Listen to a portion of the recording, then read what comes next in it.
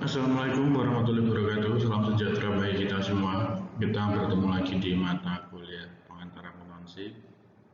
Bagaimana kabarnya? Sehat-sehat semua? Masih semangat ya ikuti perkuliahan walaupun kita masih online. Semoga di semester depan kita sudah bisa offline bertatap muka langsung. Jadi interaksinya akan lebih terbangun. Di pertemuan kali ini akan langsung saya jadikan satu materi. Soalnya kalau menurut RPP itu dibagi menjadi dua, cuman kita bikin kayak pertemuan kemarin.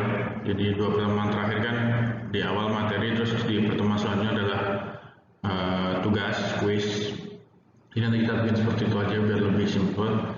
Jadi nanti minggu terakhir adalah quiz soal, terus minggu selanjutnya adalah UAS.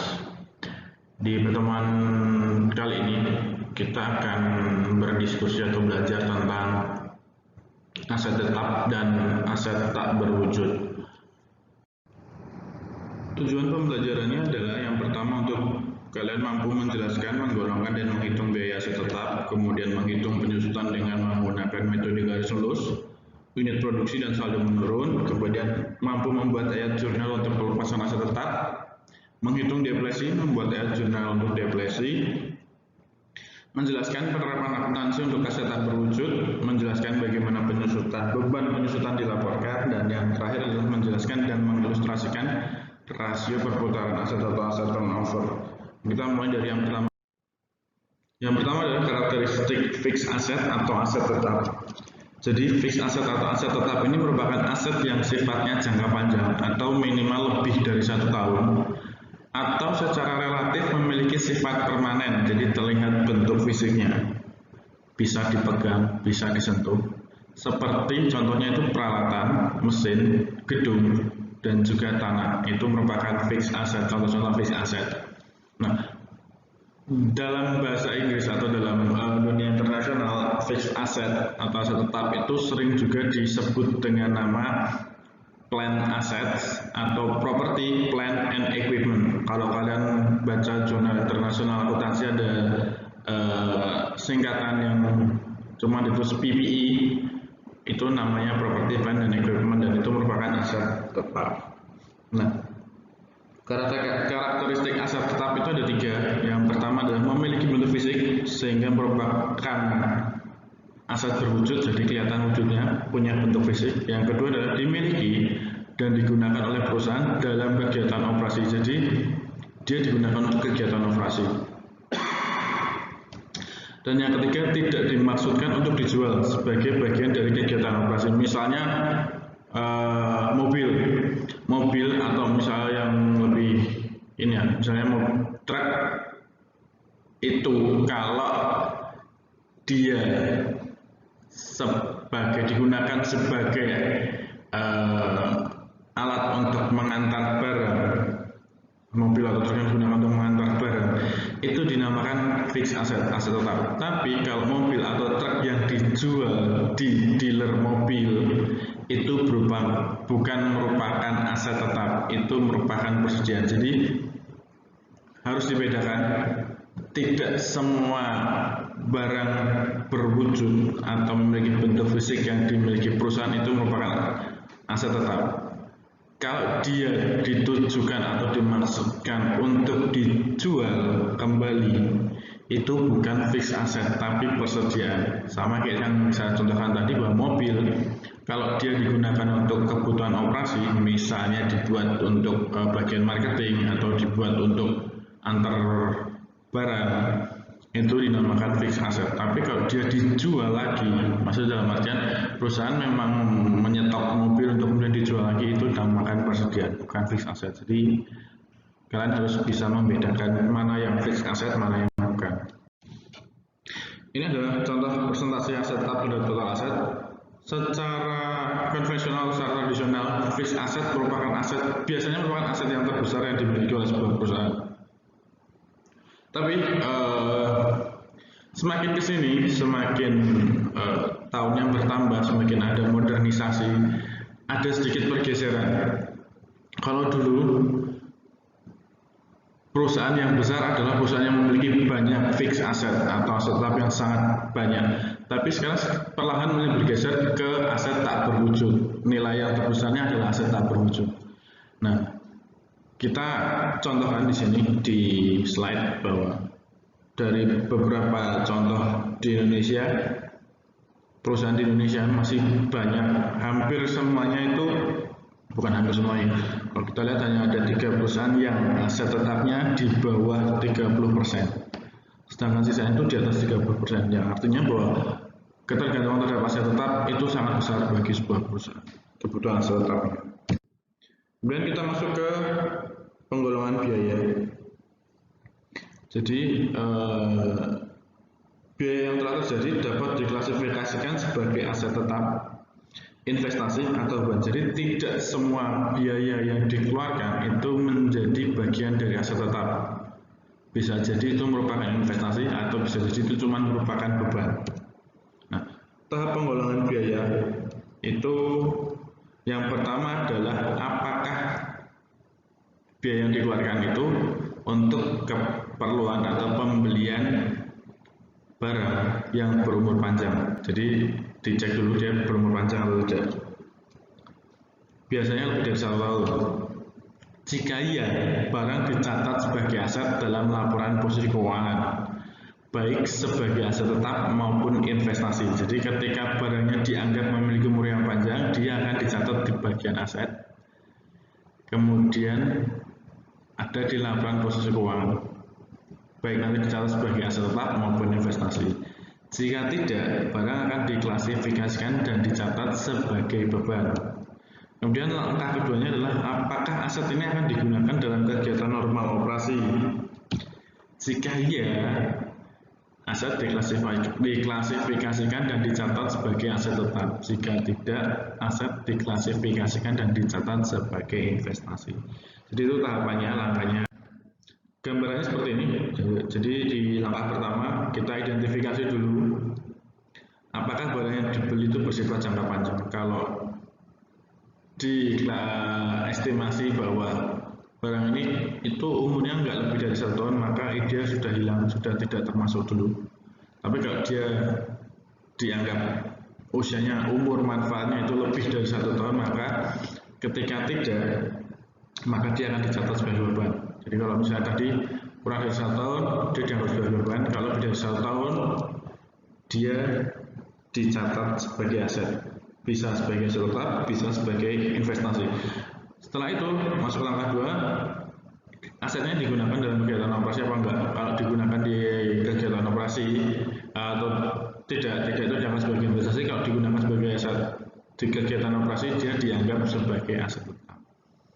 Jadi dia dulu umurnya, kalau umurnya panjang lebih dari 1 tahun, dia dianggap sebagai aset. Kalau kurang dari 1 tahun, dia dianggap beban.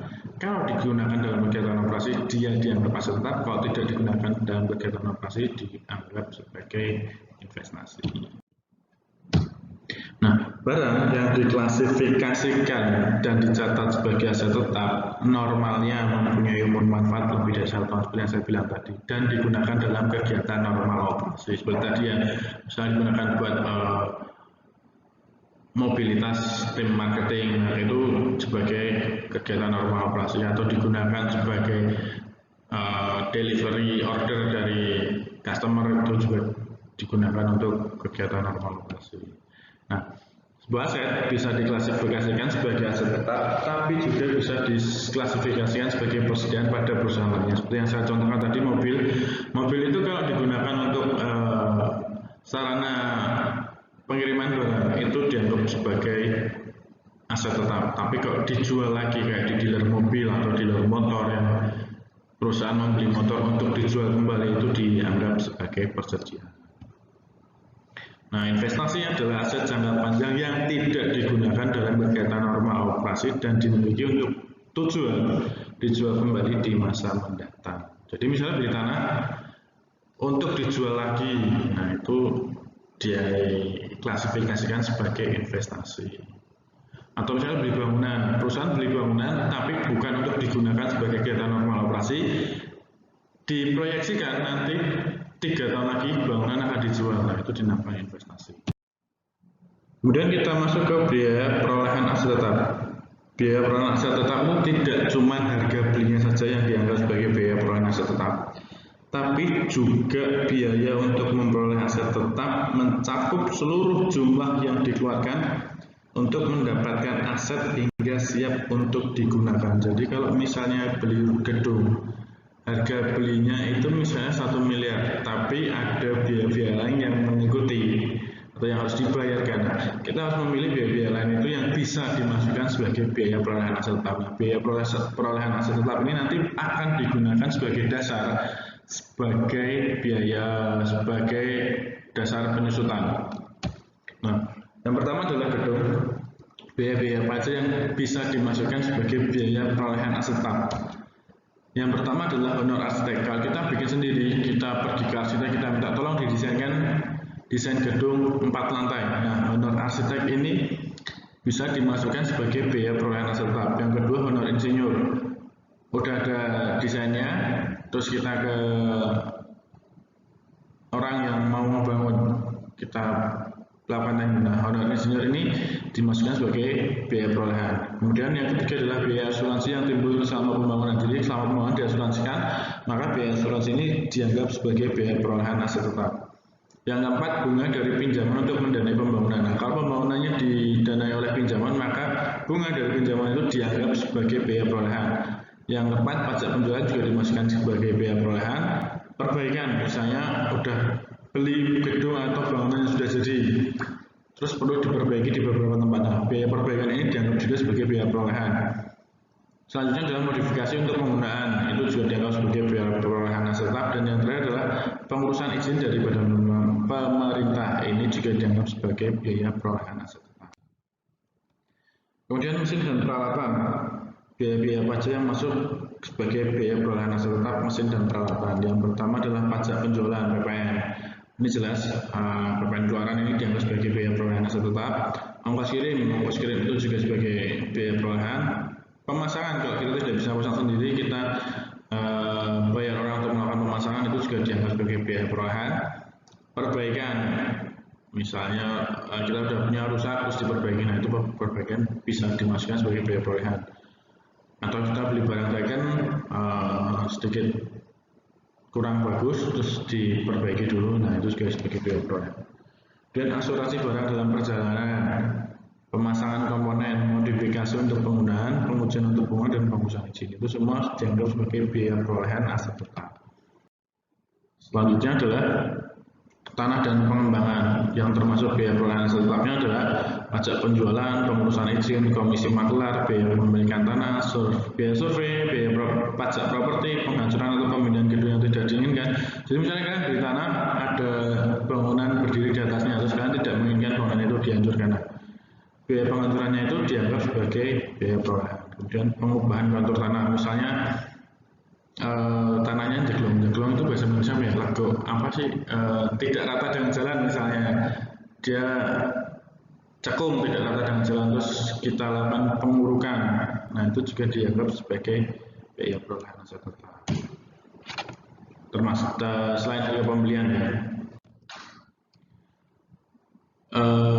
Kemudian ada juga biaya-biaya yang tidak perlu dan tidak akan meningkatkan kegunaan aset, itu nanti akan dicatat sebagai beban. Jadi kalau tadi sebagai biaya perolehan, kalau biaya-biaya yang timbul yang tidak meningkatkan kegunaan aset itu dicatat sebagai beban. Misalnya adalah pengerusakan,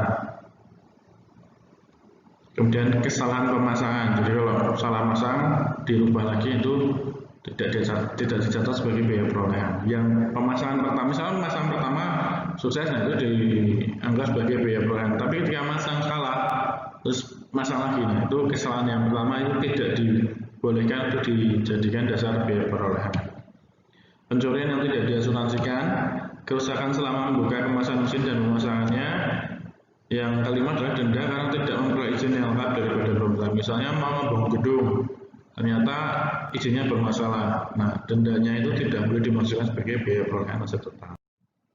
Kemudian kita masuk ke pengeluaran pendapatan dan modal. Setelah aset itu diakuisisi dan digunakan untuk kegiatan operasi, bisa jadi perusahaan mengeluarkan biaya lagi. Jadi misalnya kita udah beli ini setahun kemudian atau 2 tahun kemudian atau selang beberapa waktu kemudian, itu bisa saja kita mengeluarkan dana, mengeluarkan biaya, mengeluarkan uang untuk melakukan pemeliharaan dan perbaikan. Jadi misalnya pemeliharaan rutin kalau mobil ya misalnya ditambahin bak di belakang bak truknya diperbaiki atau mesinnya diganti yang baru dan sebagainya. Nah, yang harus digarisbawahi adalah ketika biaya tersebut untuk meningkatkan aset atau menambah umur manfaat. Jadi misalnya beli mobil bekas atau beli mobil udah 5 tahun kemudian diganti mesin sehingga umur manfaatnya bertambah, maka biaya tersebut dinamakan pengeluaran pendapatan atau revenue expenditures. Jadi ketika biaya yang dikeluarkan tadi itu bermanfaat hanya pada periode saat ini, itu dinamakan revenue expenditure. Tapi jika biaya yang dikeluarkan itu meningkatkan aset atau menambah umur manfaat, itu dinamakan pengeluaran modal atau capital expenditure. Kemudian biaya yang berkaitan dengan perbaikan dan perawatan biasa atau tidak menambah umur manfaat dicatat sebagai beban periode berjalan dengan nama beban perbaikan dan perawatan. Contohnya adalah servis rutin kalau untuk mobil, ganti oli. Itu hal yang tidak meningkatkan umur manfaat atau tidak menambah umur manfaat, maka harus dicatat sebagai beban pada periode berjalan dengan nama beban perbaikan dan perawatan. Nama akunnya beban perbaikan dan perawatan. Misalnya sejumlah $300 dibayarkan untuk perawatan truk pengiriman, maka dia dicatat sebagai berikut: beban perbaikan dan perawatan pada kas. Jadi beban perbaikannya itu di debit, kemudian kreditnya adalah kas. Nah, ini tidak menambah umur manfaat. Jadi untuk perawatan, misalnya tadi perawatan itu dalam bentuk misalnya servis truknya di servis rutin, kemudian ganti oli, kemudian ganti kampas rem dan sebagainya, itu dianggap sebagai beban perbaikan dan perawatan. Jurnalnya dia di debit, kemudian kreditnya adalah kas. Kemudian jika biaya yang dikeluarkan itu bisa meningkatkan aset atau menambah umur manfaat, dia akan dicatat sebagai kenaikan pada akun aset tetap. Contohnya adalah nilai jasa truk pengiriman dapat ditingkatkan dengan menambah alat pengangkat hidrolik. Misalnya dulu cuma truk biasa yang belakangnya ada baknya atau ada boxnya. Kemudian dia ditambahi pengangkat hidrolik yang dulu sebelumnya manual. Jadi kalau mau nurunin barang itu harus diturunin satu-satu atau dikeluarin dengan misalnya kalau pasir ya di skop satu-satu, di skop pelan-pelan. Kemudian ditambah pengangkat hidrolik sehingga ketika mengeluarkan barang akan jadi lebih mudah dan mempercepat proses pengangkatan barang. Maka pengeluarannya ini dicatat sebagai jurnalnya, debitnya adalah truk pengiriman karena nilai truknya bertambah. Nilai truknya bertambah 5.500 dan kreditnya adalah kas. Jadi bisa dibedakan ya. Kalau yang tidak meningkatkan umur manfaat tadi jurnalnya itu beban, debitnya beban. Tapi ketika biaya yang dikeluarkan itu mampu meningkatkan nilai aset atau minimal menambah umur aset, itu debitnya bukan beban tapi aset tersebut. Jadi kalau di sini truk pengiriman yang ditingkatkan nilainya dengan menambah pengangkat hidrolik, maka debitnya adalah truk pengiriman 5.500 dan kreditnya adalah kas. Serta-merta ketika nilai truknya meningkat, maka penyusutan truk tersebut juga harus disesuaikan umur manfaatnya. Misalnya umur manfaatnya tinggal 2 tahun, tapi ketika ditambah nilainya, umur manfaatnya bisa menjadi 3, 4, atau 5 tahun. Jadi pasti akan bertambah. Ketika umur manfaat bertambah, penyusutan harus disesuaikan sesuai umur manfaatnya yang baru. Kemudian perbaikan luar biasa. Biaya yang berkaitan dengan perbaikan luar biasa disebut pengeluaran modal dan akan dicatat sebagai penurunan pada akun akumulasi penyusutan. Contohnya, mesin forklift yang sudah mendekati akhir umur manfaatnya dapat diperbaiki dengan biaya 4.500. Untuk memperpanjang umur manfaatnya hingga 8 tahun, pengeluaran akan dicatat sebagai berikut ini. Jadi jurnalnya adalah debitnya itu akumulasi penyusutan forklift, asetnya apa? Forklift. Kemudian kreditnya adalah kas. Nah, karena umur manfaatnya juga berubah, maka penyusutan untuk forkliftnya juga akan dirubah, disesuaikan sesuai dengan nilai bukunya yang baru. Nah, ini adalah pengeluaran pendapatan dan modal. Contoh diagramnya. Jadi kalau bermanfaat hanya pada periode berjalan itu dianggap sebagai pengeluaran pendapatan. Contohnya adalah perbaikan dan perawatan biasa. Jurnalnya adalah mendebit beban perbaikan dan perawatan. Tapi kalau bermanfaat untuk periode berjalan dan masa depan itu dianggap sebagai pengeluaran modal. Kalau dia akan meningkatkan aset, maka dia menambah nilai jasa aset sehingga dia mendebit aset tetapnya. Jadi aset tetapnya didebit. Tapi kalau perbaikan luar biasa, dia meningkatkan umur ekonomis aset, dia mendebit akumulasi penyusutan. Kemudian akan ada revisi penyusutan untuk periode berjalan dan masa datang. Ini rangkumannya dari yang dijelaskan di slide sebelumnya. Ini contoh soalnya, kalian bisa baca sendiri, kalian bisa lihat sendiri. Kemudian kita masuk ke penyewaan aset tetap. Sewa atau lease adalah perjanjian atas penggunaan aset selama periode tertentu. Nah, sewa ini seringkali digunakan dalam bisnis. Ada dua belah pihak dalam perjanjian sewa. Minimal ada dua belah pihak dalam perjanjian sewa. Pemberi sewa atau lessor adalah pihak yang memiliki aset, sedangkan yang menyewa itu dinamakan lessee atau pihak yang dipihak oleh pemberi sewa untuk menggunakan aset. Manfaatnya untuk menyewa aset itu yang pertama adalah penyewa dapat menggunakan aset tanpa menghabiskan dana untuk membeli. Ini sekarang sering banget dipakai oleh perusahaan-perusahaan berkembang. Misalnya kalian kalau melihat Gojek atau Grab, mereka tidak memiliki sendiri kendaraan yang dipakai oleh driver-drivernya. Nah, itu salah satu bentuknya. Kemudian perusahaan-perusahaan besar biasanya mobil-mobilnya itu tidak beli tapi sewa. Kemudian manfaat kedua adalah beban seperti biaya pemeliharaan dan perbaikan biasanya menjadi tanggung jawab pemberi sewa. Yang ketiga, risiko biaya tambahan yang muncul karena aset usang sebelum umur manfaat habis dapat dikurangi. Itu adalah manfaat menyewa daripada membeli aset. Kemudian kita masuk ke penyusutan. Seiring berjalannya waktu, aset tetap itu selain tanah ya, selain tanah. Jadi misalnya gedung, peralatan dan mesin, kendaraan. Itu akan kehilangan kemampuan untuk memberikan jasa. Kalau tanah kan tidak akan kehilangan kemampuan untuk memberikan jasa. Bisa, cuma sangat jarang. Jadi dikecualikan. Sehingga biaya peralatan, gedung, kendaraan, dan mesin perlu dicatat sebagai beban selama umur manfaatnya. Nah, pencatatan periodik dari biaya aset tetap menjadi beban ini disebut sebagai depresiasi atau penyusutan. Yang saya bilang tadi, tanah itu memiliki kemampuan yang tidak terbatas sehingga tidak disusutkan. Jadi normalnya tanah itu tidak mengalami penurunan nilai sehingga dia tidak disusutkan. Kemudian akuntansinya untuk penyusutan itu seperti apa?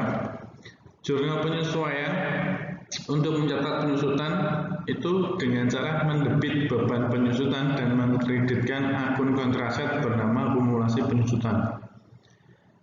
Sedangkan depresiasi sendiri atau penyusutan dapat disebabkan oleh yang pertama penyusutan fisik terjadi karena penggunaan dan disebabkan oleh cuaca. Kemudian penyusutan fungsional terjadi saat aset tetap tidak lagi dapat menyediakan jasa pada tingkat yang diharapkan. Misalnya mesin ketik dan komputer, mesin ketiknya sudah mulai error, komputernya lemot dan sebagainya, itu penyusutan secara fungsional.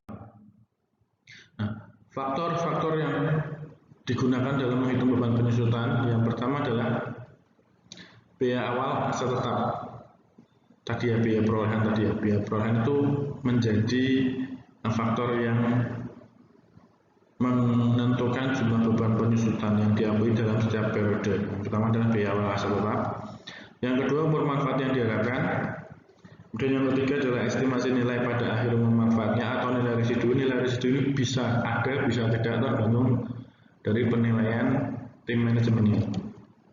Nah, nilai residu atau residual value aset tetap pada akhir umur manfaat yang diharapkan harus diperkirakan pada saat aset disiapkan untuk menyediakan jasa. Jadi, kalau diperkirakan aset ini tidak akan memiliki nilai residual, ya tidak perlu dikasih nilai residual. Tapi ketika diharapkan bahwa aset ini nanti di akhir umur manfaatnya bisa terjual atau bisa masih memiliki nilai sekian, nah itu harus dimasukkan residual value. Jadi estimasi residual value atau nilai residu itu tergantung dari tim manajemen.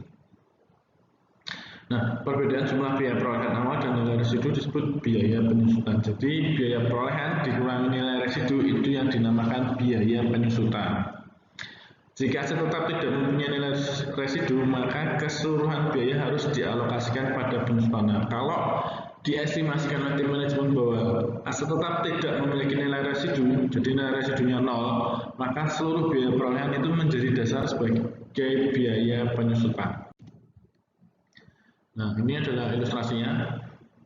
Biaya awal atau biaya perolehan dikurangi nilai residu, maka dia dinamakan biaya penyusutan. Biaya penyusutan ini akan dibagi selama umur manfaat. Nah, maka ketika dibagi dalam umur manfaat ini dinamakan beban penyusutan periodik.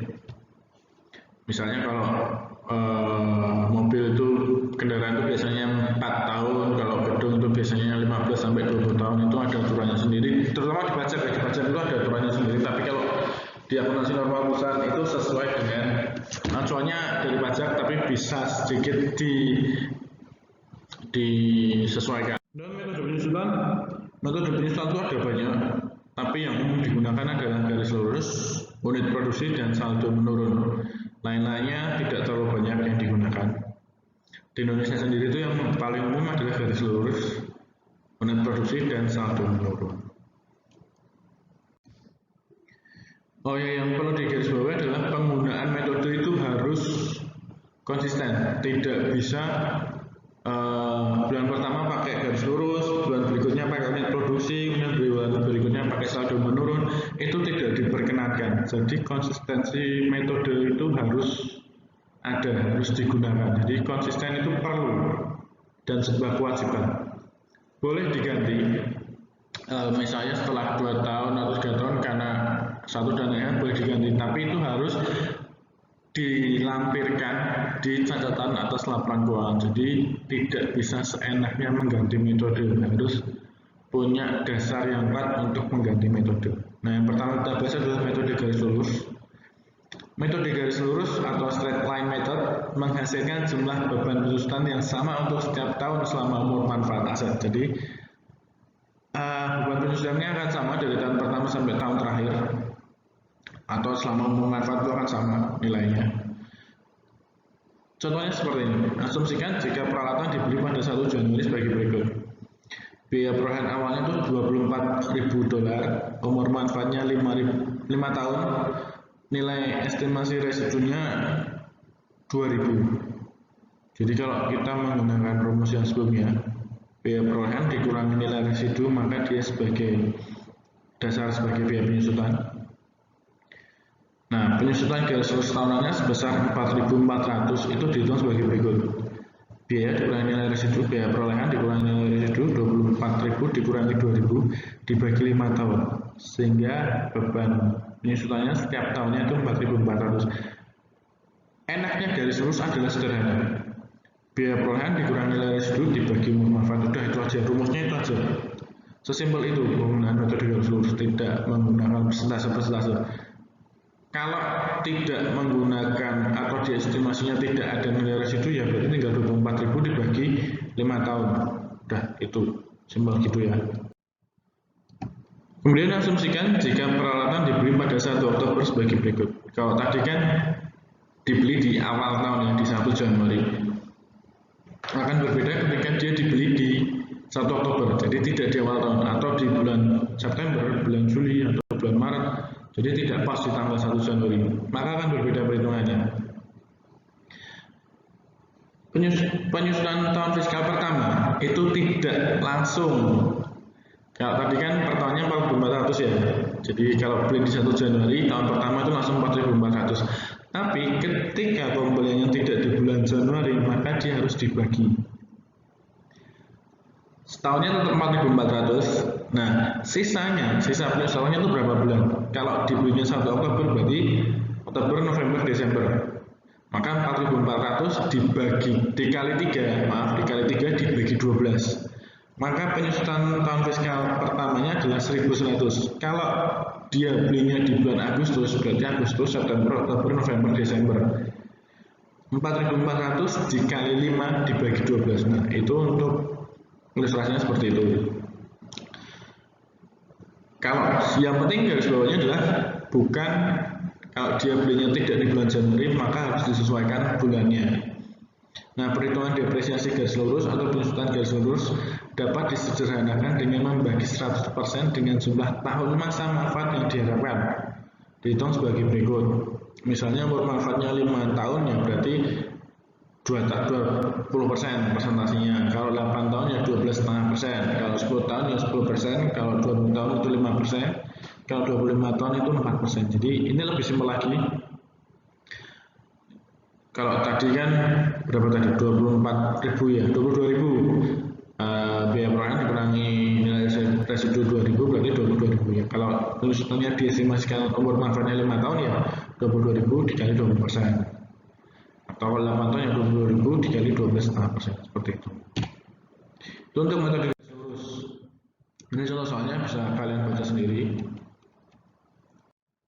Kemudian selanjutnya adalah metode unit produksi. Metode unit produksi atau unit of output method menghasilkan jumlah beban penyusutan yang sama untuk setiap unit yang diproduksi atau setiap unit kapasitas yang digunakan oleh aset. Tergantung dengan asetnya, metode ini dapat dinyatakan dalam jam, kilometer, atau jumlah kuantitas produksi. Ini sedikit berbeda dengan garis lurus. Kalau garis lurus kan adalah nilainya, kalau ini berdasarkan dengan outputnya. Metode unit produksi diaplikasikan dalam 2 tahap. Yang pertama adalah menentukan penyusutan per unit. Rumusnya penyusutan per unit sama dengan biaya dikurangi nilai residu dibagi total unit produksi. Ini biasanya mesin ya, biasanya itu terkait dengan mesin. Kemudian langkah kedua adalah menghitung beban penyusutan.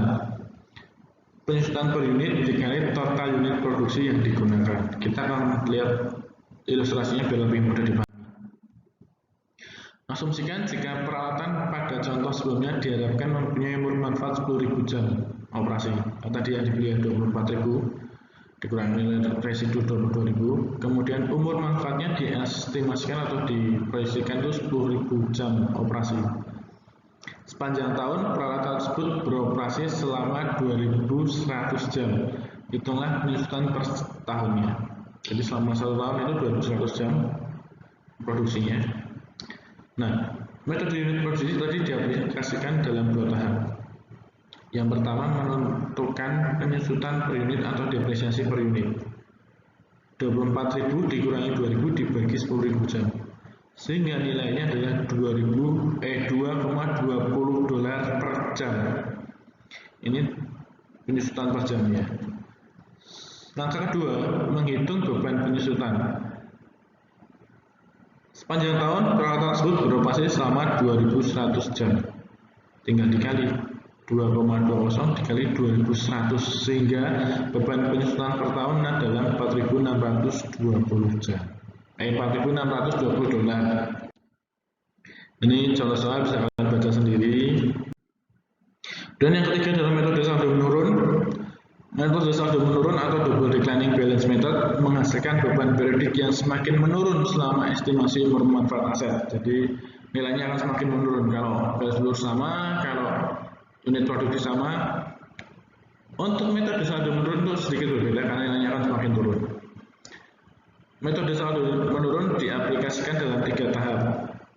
Yang pertama menentukan presentasi garis lurus dulu menggunakan umur manfaat yang diharapkan. Yang kedua, menentukan saldo menurun ganda dengan mengalihkan tarif garis lurus dari step 1 dan step 2. Yang ketiga, menghitung beban penyusutan dengan mengalihkan tarif saldo menurun ganda dari step 2 dengan nilai buku aset. Untuk tahun pertama nilai buku aset adalah biaya awalnya. Kita lihat ilustrasinya agar lebih gampang. Sama kayak yang tadi, biaya perolehan awal 24.000, umur manfaatnya 5 tahun, nilai residunya 2.000. Untuk tahun pertama penyusutan adalah persentase garis lurus. Kalau 5 tahun tadi kan berarti 20%. 100% bagi 5. Langkah keduanya adalah tarif saldo menurun bergandanya. Jadi saldo itu dikalikan dikali 2, sehingga tarif saldo menurun gandanya 40%. Itu ganda itu karena dikalikan 2. Tarif 3 beban penyusutannya adalah 9.600 atau 24.000 dikali 40% untuk tahun pertama. Ini adalah penyusutan selama 5 tahun. Kalau kalian perhatikan tabelnya, maka penyusutannya itu berbeda sampai ke bawah sini. Di tahun pertama akan selalu lebih tinggi daripada di tahun-tahun selanjutnya. Ini yang dinamakan saldo menurun berganda. Karena dasarnya misalnya tadi ya biayanya 24.000, belum ada akumulasinya, nilai awal bukunya 24.000 dikalikan 40%, sehingga hasilnya 9.600. Nah, nilai buku akhirnya adalah 14.400, yang mana nilai buku akhir ini akan menjadi dasar di perhitungan penyusutan tahun kedua. Nah, ini 14.400. Tarifnya akan sama, 40% terus, tapi dasarnya itu berbeda. Nilai buku pada awal tahunnya itu berbeda. Jadi kalau tahun kedua itu menggunakan nilai buku pada akhir tahun pertama, 15.400 kali 40%, sehingga nilai penyusutannya 5.760. Kemudian 14.400 dikurangi 5.760, nilai bukunya pada akhir tahun adalah 8.640. Nah, 8.640 ini digunakan sebagai dasar perhitungan penyusutan di tahun ketiga dan seterusnya.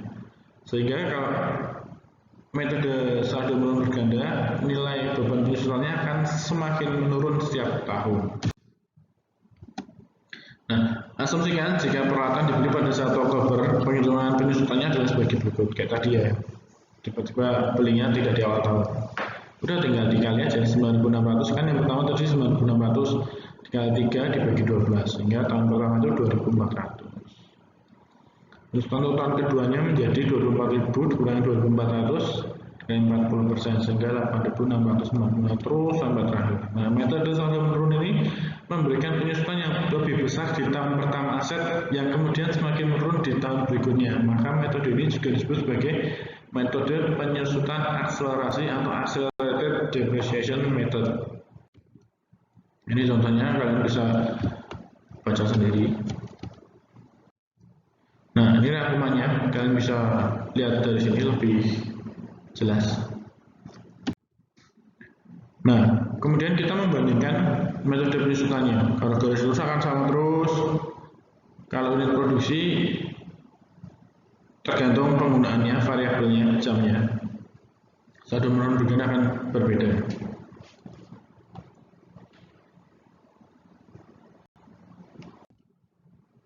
Kemudian umur manfaat aset di Indonesia. Khusus perpajakan di Indonesia kalau belum berubah ya, membolehkan 2 penggunaan metode penyusutan untuk tujuan perhitungan pajak. Jadi boleh menggunakan 2 metode. Dan kita bisa milih salah satu aja. Yang pertama adalah metode garis lurus, dan yang kedua adalah metode saldo menurun berganda. Khusus untuk penyusutan gedung hanya boleh menggunakan metode garis lurus. Jadi kalau khusus gedung itu hanya boleh menggunakan metode garis lurus. Untuk mesin, peralatan, dan kendaraan itu boleh milih pakai garis lurus atau saldo menurun ganda. Ini khusus perpajakannya. Jadi di perusahaan kadang menggunakan 2 metode. Membuat 2. Satu buat laporan manajemen, satu buat laporan perpajakan. Jadi kalau yang khusus perpajakan ini, gedung itu hanya boleh garis lurus, tapi selain gedung itu boleh menggunakan garis lurus atau saldo menurun ganda. Nah, perpajakan di Indonesia itu menetapkan 2 kategori untuk menentukan umur manfaat aset di perusahaan. Yang pertama gedung, dan yang kedua adalah non gedung. Nah, ini adalah tarif penyusutannya. Non gedung itu kelompok 1 4 tahun, kelompok 2 8 tahun, kelompok 3 16 tahun, kelompok 4 itu maksimal 20 tahun. Jadi kalau menurut pajak non gedung itu maksimal 20 tahun. Tergantung kelompoknya yang mana. Nah, kalian bisa cari sendiri aturannya, silakan cari sendiri aturannya. Kelompok 1 itu apa aja, kelompok 2 itu apa aja, kelompok 3 itu apa aja, kelompok 4 itu apa aja. Nah, itu garis lurus seperti itu. Kalau garis lurus itu 25%, tarifnya kalau 4 tahun, kalau 8 tahun 12,5%, kalau 16 tahun itu 6,25%, kalau 20 tahun itu 5%, sedangkan saldo menurun berganda itu 50%, 25%, 12,5% dan 10%. Khusus gedung itu harus menggunakan garis lurus. Ada dua, kalau permanen itu maksimal 20 tahun 5% dan non permanen itu 10 tahun atau 10%. Kemudian bagaimana ketika mengubah estimasi penyusutan? Estimasi nilai residu dan pemanfaatan aset tetap dapat berubah tadi ya yang di slide awal ya, dikarenakan karena penggunaan abnormal atau perbaikan dan keusangan. Estimasi tersebut dapat direvisi untuk menentukan beban penyusutan periode mendatang. Nah, perubahan estimasi tersebut tidak akan berlaku surut. Jadi kalau berubah, yang sebelumnya itu tidak berubah, sebelumnya itu tidak dirubah lagi, yang sudah lewat tidak berlaku surut. Yang berubah adalah masa ke depannya. Sebagai ilustrasi, diasumsikan data berikut untuk mesin yang dibeli 1 Januari 2015. Biaya perolehan awal mesin itu 140 juta, umur manfaatnya 5 tahun, estimasi nilai residunya adalah 10 tahun, penyusutan tahunan menggunakan metode garis lurus 140 dikurangi 10 dibagi 5 tahun, sehingga tiap tahun beban penyusutannya adalah 26 juta. Pada akhir tahun 2016, nilai buku mesin biaya yang belum disusutan sebesar 88 juta ditentukan sebagai berikut. Biaya perolehan awal 140 juta dikurangi 52 juta, sehingga nilai buku yang belum disusutkan pada akhir tahun kedua adalah 88 juta. Pada awal tahun 2017, perusahaan mengestimasi sisa umur manfaat mesin adalah 8 tahun, bukan 3 tahun, dan nilai residunya sebesar 8 juta, bukan 10 juta. Maka beban penyusutan untuk setiap tahun selama 8 tahun sisanya adalah seperti ini.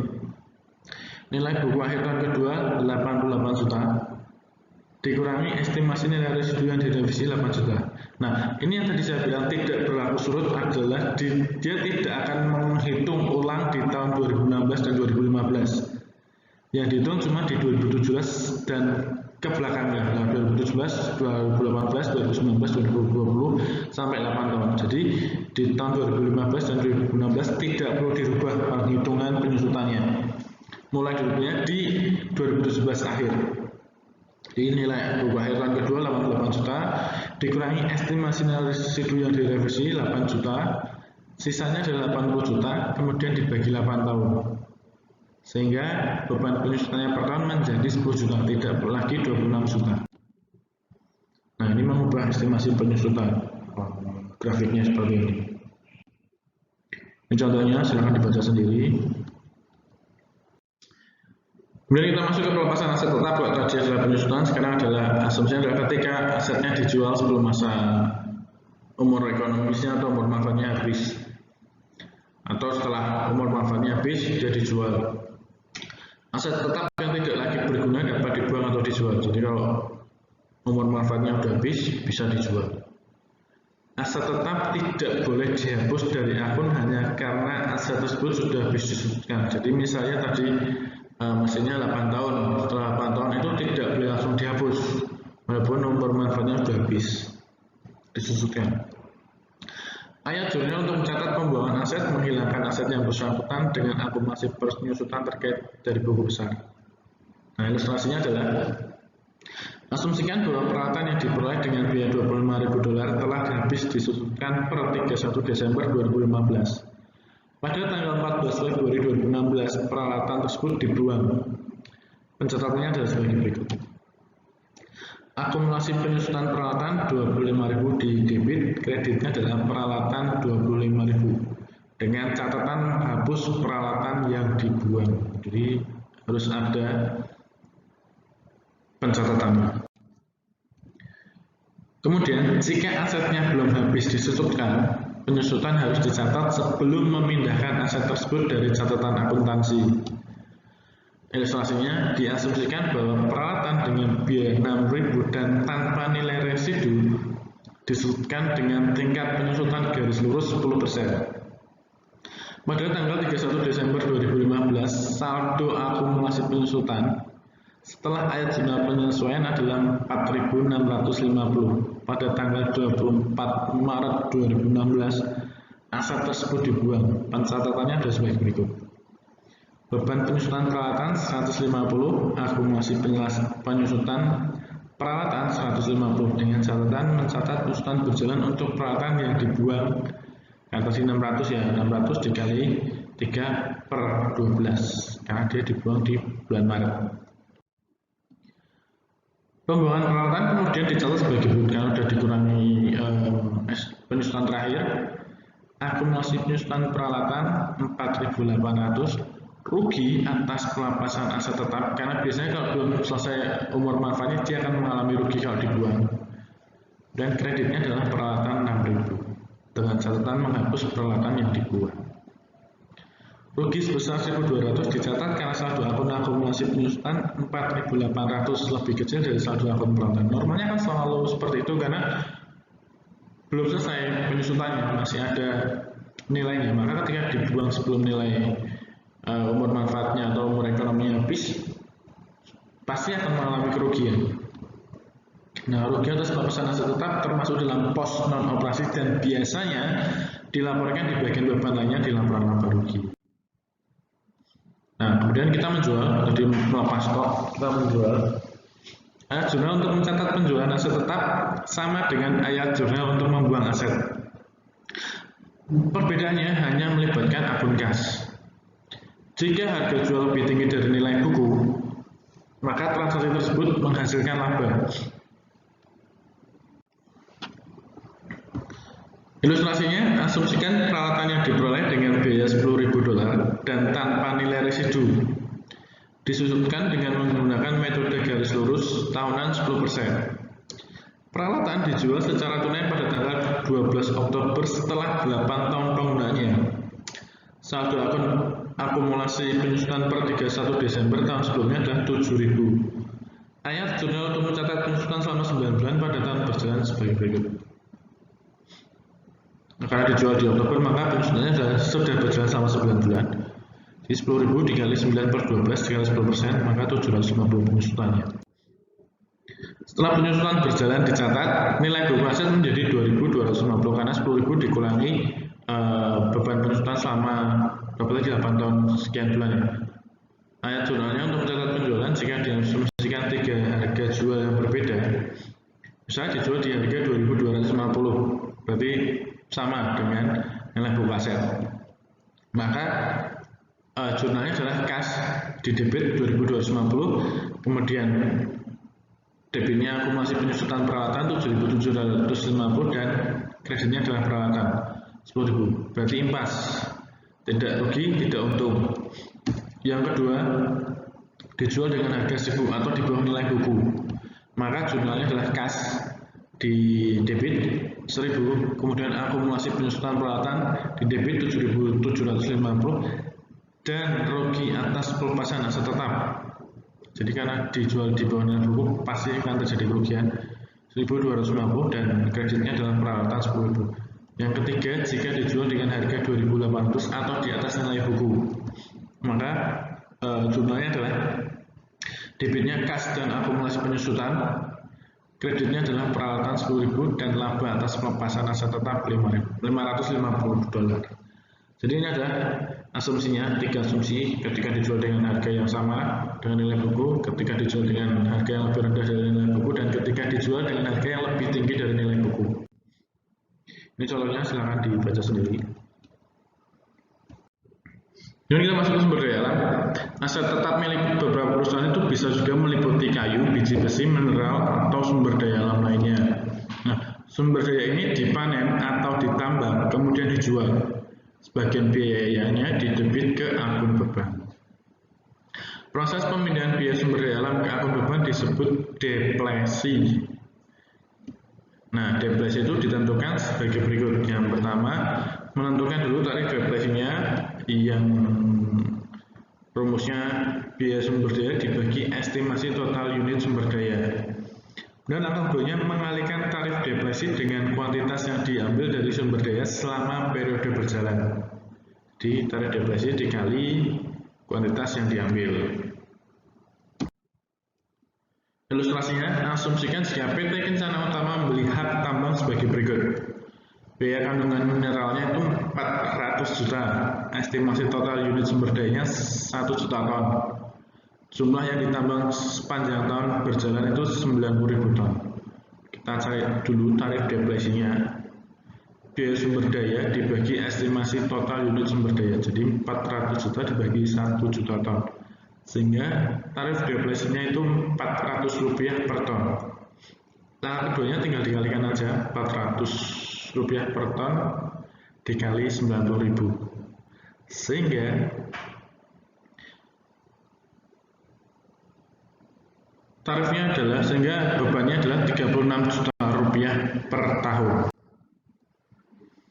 Jurnal penyusunan untuk mencatat depresi adalah sebagai berikut.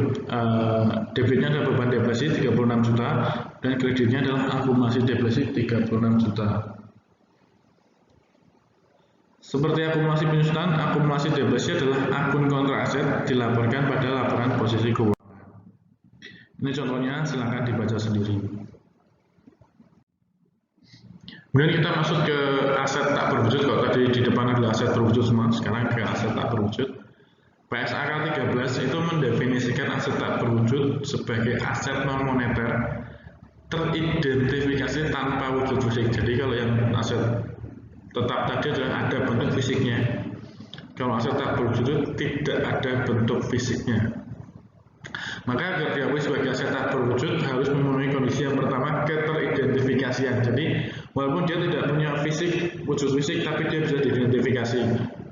Misalnya gini, ketika kalian ngobrol sama teman kalian, yuk kita beli KFC. Kalian tidak melihat bentuk fisiknya, tapi kan tahu, oh ya. Kemudian kita masuk ke aset tak berwujud. Menurut PSAK 19 mendefinisikan aset tak berwujud adalah aset non moneter teridentifikasi tanpa wujud fisik. Jadi kalau tadi aset tetap itu ada wujud fisiknya, kalau aset tak berwujud tidak terlihat wujud fisiknya, tapi bisa dipahami atau bisa diketahui walaupun tidak ada wujud fisiknya. Maka agar diakui sebagai aset tak berwujud harus memenuhi kondisi-kondisi tertentu. Yang pertama adalah keteridentifikasian. Jadi walaupun tidak punya wujud fisik, tapi kita bisa mengidentifikasi. Oh ini tuh namanya. Misalnya gini, kalian tidak pernah melihat KFC bentuknya seperti apa. Tapi ketika teman kalian, yuk kita makan KFC, maka kalian akan tahu, oh KFC itu ayam goreng. Nah, itu adalah salah satu bentuk keteridentifikasian. Yang kedua, biaya perolehan aset tersebut, biaya perolehan aset tersebut dapat diukur secara andal. Jadi biaya perolehannya itu bisa diukur secara andal. Kalau tidak bisa diukur, maka dia tidak bisa dianggap sebagai aset tak berwujud.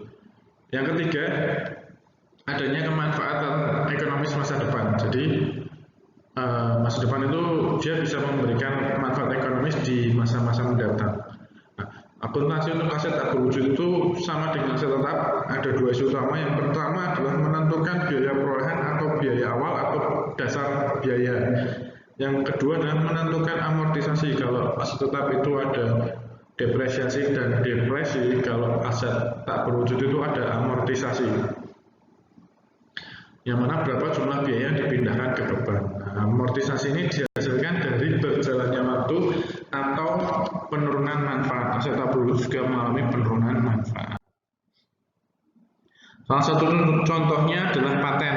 Salah satu contoh aset tak berwujud adalah paten. Dimana paten ini merupakan hak eksklusif untuk menghasilkan dan menjual barang dengan satu keunikan atau lebih.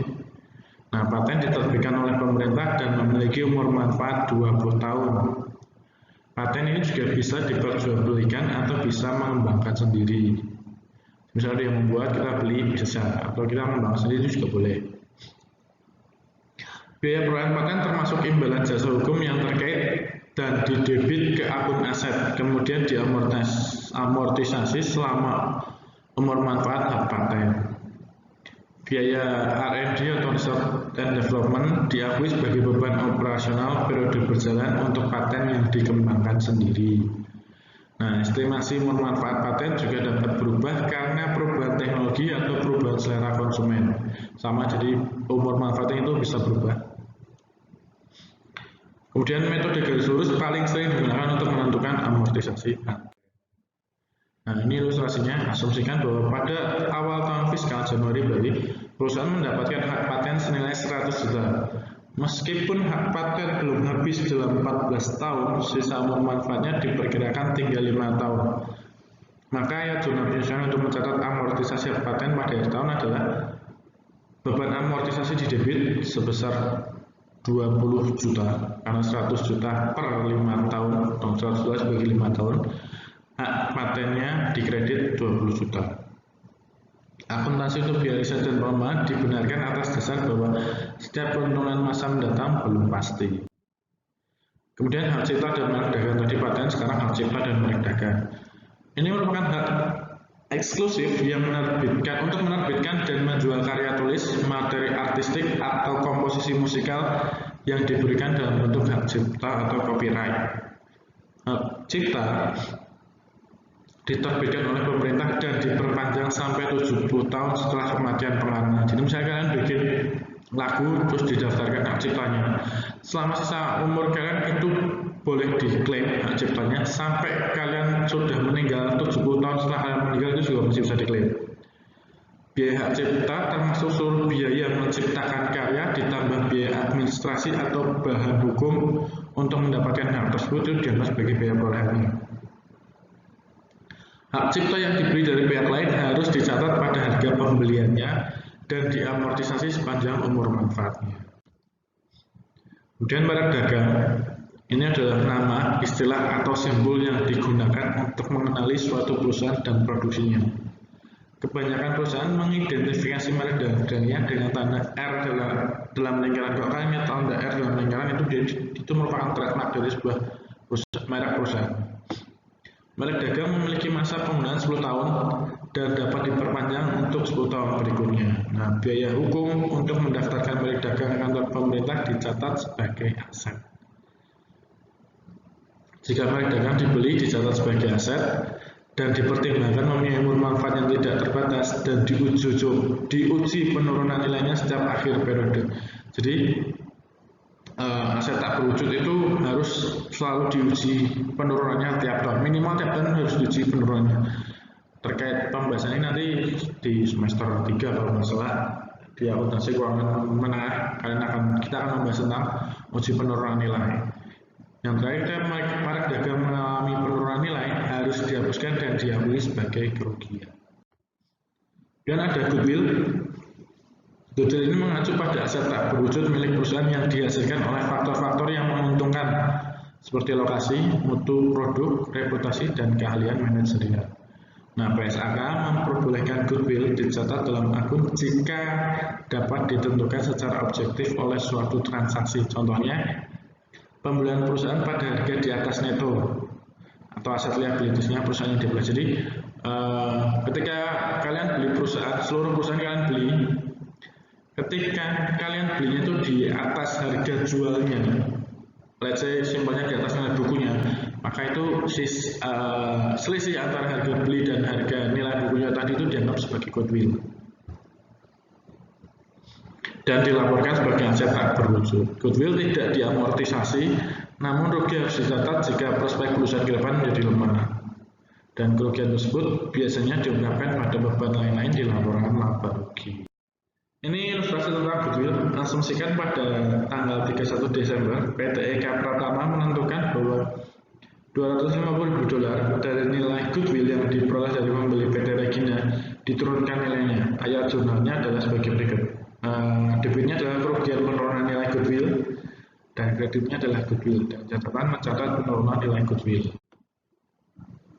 Nah, ini pengungkapan aset tak berwujud ada banyak sebenarnya. Ada daftar konsumen itu merupakan aset tak berwujud, jadi bisa diperjualbelikan daftar konsumen. Para laba, franchise, teknologi, paten, merek dagang, dan goodwill. Ini perbandingannya kalian bisa baca sendiri. Ini contohnya kalian juga bisa baca sendiri. Kemudian kita masuk ke pelaporan keuangan untuk aset tetap dan aset tak berwujud. Dalam laporan keuangan, jumlah beban penyusutan, beban amortisasi, dan kerugian penurunan nilai dalam suatu periode itu harus dilaporkan secara terpisah atau diungkapkan dalam catatan atas laporan keuangan. Kemudian penjelasan umum untuk metode yang digunakan dalam menghitung penyusutan juga perlu dilaporkan. Seperti yang saya bilang tadi di awal-awal, metodenya itu harus dilaporkan di CALK, catatan atas laporan keuangan. Jadi konsistensinya kita tahu, kalaupun dirubah itu harus dijelaskan juga di catatan atas laporan keuangan. Setiap golongan utama aset tetap harus diungkapkan dalam laporan posisi keuangan atau catatan atas laporan keuangan. Akumulasi penyusutan juga perlu diungkapkan, baik menurut golongan utama atau secara total. Nah, aset tetap yang ditampilkan dalam nilai buku atau biaya yang diulangi akumulasi. Jadi yang ditampilkan itu sesuai dengan nilai bukunya, bukan nilai pasarnya. Jika ada banyak golongan aset tetap, jumlah tunggal dapat disajikan pada laporan posisi keuangan. Jika asetnya banyak, bisa disingkat jadi aset tetap. Totalnya berapa? Tapi harus di breakdown atau harus dijelaskan lebih rinci di catatan atas laporan keuangan. Nah, aset tetap yang dilaporkan dengan judul lebih deskriptif. Nah, ini contohnya. Kalau banyak, misalnya banyak banget itu ya, ada tanahnya ada beberapa, gedungnya ada beberapa, peralatannya ada berapa, mesinnya ada berapa, nanti tinggal saja aset tetap. Tapi nanti harus dijelaskan lebih rinci di catatan atas laporan keuangan. Aset tak berwujud biasanya dilaporkan dalam laporan posisi keuangan di bagian terpisah mengikuti aset tetap. Saldo golongan aset tak berwujud harus diungkapkan neto atau setiap amortisasinya. Jadi nilai bukunya dicantumkan. Kemudian kita masuk ke analisis dan interpretasi keuangan terkait dengan rasio perputaran aset. Rasio perputaran aset atau fixed asset turnover rasio ini digunakan untuk mengukur jumlah pendapatan yang dihasilkan oleh setiap jumlah nominal aset tetap. Cara menghitungnya adalah dengan penjualan dibagi rata-rata nilai buku aset tetap. Nah, semakin tinggi nilai rasio ini, semakin efisien suatu perusahaan dalam menggunakan aset tetapnya. Ini contohnya. Ini pakai PT Sepatu Bata tahun 2015 dan 2015. Penjualannya 1 miliaran, aset tetap netonya 245, akhir tahunnya 234 tahun 2015.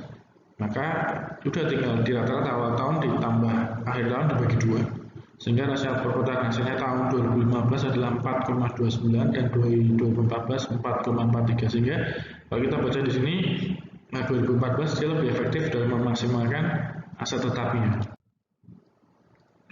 Nah, ini contoh perputaran aset tetap rasio. Semakin tinggi berarti perusahaan itu semakin mampu memaksimalkan aset tetapnya dalam menghasilkan penjualan. Posisi Indonesia itu kecil aset tetapnya, perputaran aset tetapnya. Paling tinggi adalah fast food, resto cepat saji. Ini adalah contoh soalnya, kalian bisa baca sendiri. Demikian materi dari saya.